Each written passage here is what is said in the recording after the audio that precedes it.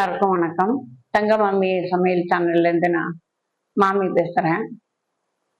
இன்னைக்கு இந்த கார்த்திகைக்கு உப்பு அப்பம் வெள்ளப்பம் எல்லாம் பண்ணுவேன். இந்த உப்பு அப்பம் எப்படி பண்ணுறதுன்னு இன்னைக்கு காமிக்க போகிறோம். அதுக்கு தேவையான பொருள் என்னென்னங்கிறதெல்லாம் இப்போ நம்ம பார்க்கலாம். பச்சரிசியில தான் இது நைவேத்தியத்துக்கு பண்ணுற பழக்கம் எப்பவும். அதனால பச்சரிசி 3 டம்ளர். நீங்க எப்ப எடுத்தாலும் 3 அளவு, கப்போ டம்ளரோ ஆழாக்கோ கரண்டியோ எது எடுத்தாலும் 3 பச்சரிசி, 1 உளுந்து, குண்டு உளுந்து எடுத்திருக்கேன். 3 கப்பு பச்சரிசி, 1 கப்பு உளுந்து. இது ரெண்டையும் நம்ம முன்னாடியே ஊற வச்சிடணும். நல்லா ஒரு 3 மணி நேரம் ரெண்டும் ஊறணும். ஊறின அப்புறம் தான் நம்ம அதை அரைச்சு வைக்கணும். இப்ப தேங்காய் பல்லா போட்டு வச்சிருக்கேன். தேங்காய் பல்லு பிடிக்கல, கடிக்க முடியாதுன்னா நீங்க தேங்காய் துருவல் கூட போட்டுக்கலாம். பச்சை மிளகாய் 2 நைஸா நறுக்கி வச்சிருக்கேன். உங்களுக்கு காரம் அதிகமானா கம்மி பண்ணிக்கோங்க. இஞ்சி நைஸா, இஞ்சி ஒரு துண்டு வெட்டி போட்டுக்கலாம் வாசனைக்கு. உப்பு தேவையான அளவு உப்பு. தூள் பெருங்காயம், கட்டி பெருங்காயம் போட்டால் இது கரையாதுன்ட்டு தூள் பெருங்காயம் வச்சிருக்கேன். இப்ப தாளிக்கிறதுக்கு கடுகு, உளுந்தம்பருப்பு, கடலைப்பருப்பு, கருவேப்பிலை, மல்லி. இப்ப தேவையான பொருள் இதுதான். நம்ம அரிசியும் உளுந்தையும் நீங்க சாயந்தரம் அப்போ நைவேத்தியத்துக்கு ஊத்துறதா இருந்தா காலம்பரவே இதை ஊற வச்சுட்டு அரைச்சு வச்சிடலாம். 3 மணி நேரம் ஊற உடனே அரைச்சு வச்சாதான் மாவு புளிப்பேறிண்டு நல்லா ஊத்த வரும்.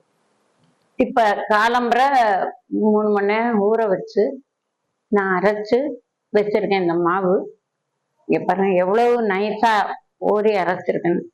இதை மாதிரி நம்ம அரைச்சு கரைச்சி வச்சுட்டோம்னா மாவு நல்லா புளிச்சுன்னு இருக்கும். நம்ம ஊத்துறதுக்கு அப்ப நல்லா வரும். இப்போ இதுக்கு நம்ம தாளிச்சு கொட்ட போறோம்.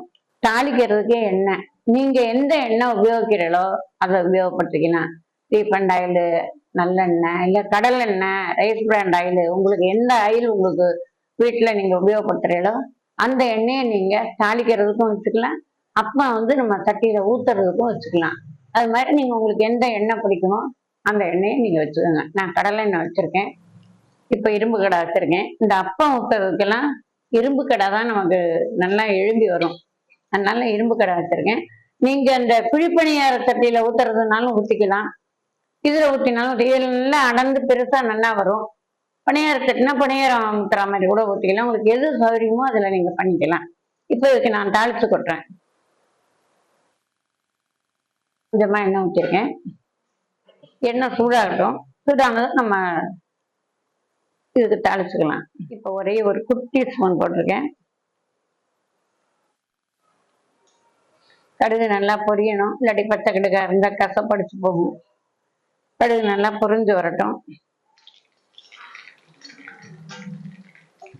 இப்போ கடுகு பொரிஞ்சது.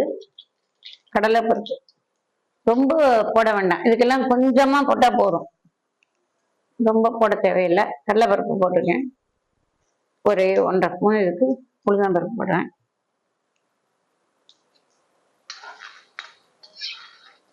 நான் செவந்து போச்சு. இப்ப பச்சை மிளகாய் ரொம்ப வேண்டாம்.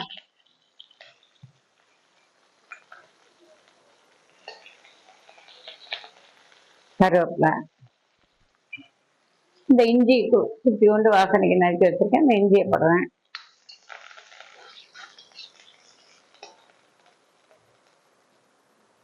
தேங்காய் பல்லு தேவையான அளவு நம்ம போட்டுக்கலாம்.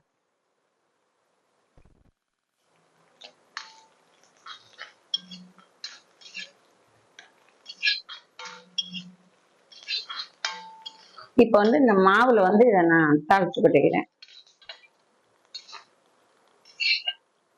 தூளுப்போ கல்லுப்போ உங்களுக்கு எவ்வளவு தேவையோ போட்டுக்கலாம்.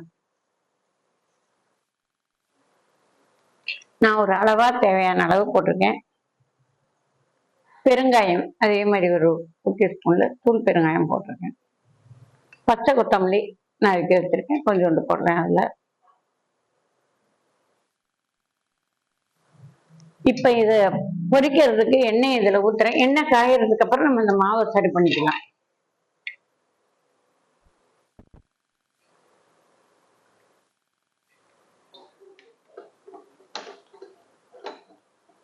நம்ம ஊத்துற அளவுக்கு இந்த மாவை சரி பண்ணிக்கலாம்.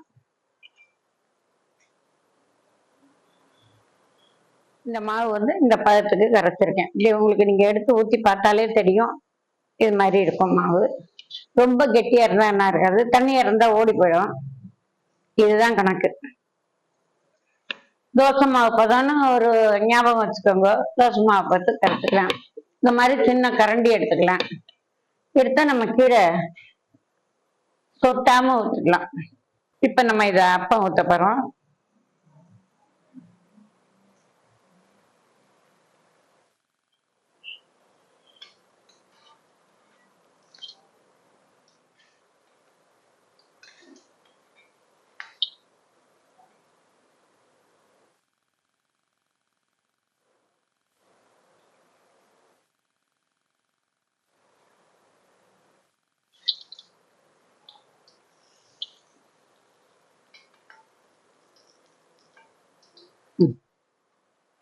இதே மாதிரி எல்லா மாவையும் இப்ப நான் ஊத்திட்டு உங்களுக்கு காமிக்கிறேன்.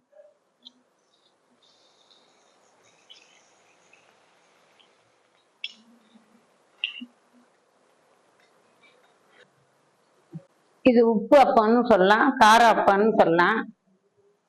பண்டிகைக்குன்னு இல்லை, சாதாரணமாவே நமக்கு ஒரு மாறுதலா வடை பஜ்ஜி மாதிரி இதையும் கூட ஒரு ஸ்நாக்ஸா நம்ம வீட்டுல வந்து செஞ்சு கொடுக்கலாம் எல்லாருக்கும். இது ரொம்ப ஈஸி. அதிகமா பொருள் தேவையில்லை. நம்ம வீட்டுல இருக்கிற பொருளை வச்சு பண்ணிக்கலாம். ரொம்ப அருமையா இருக்கும் இது சாப்பிட.